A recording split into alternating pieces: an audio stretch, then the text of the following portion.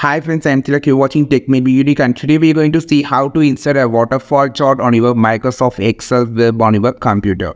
And if you are new to this channel, make sure to click on subscribe button below. We just quickly move on to the video. So how to insert a waterfall chart on your Microsoft Excel web, I'm just going to show in this video. So first of all, select the data value here. You can see I just selected data value.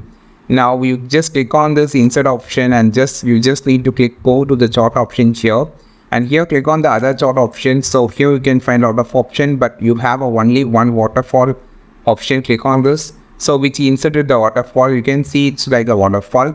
So you just need to customize this. You can see on the chart option on the top, you can just select data or customize the everything here, and click on the format option to have the further format option.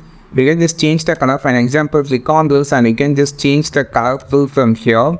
It's like orange or whatever. So if you just need to add more thing, you can just track the data here. So you can see you can change the data from here, and you can just change the total everything like this, and you can just change the color of the outline too, and you can add, if you just need a label or not, you can just determine here itself.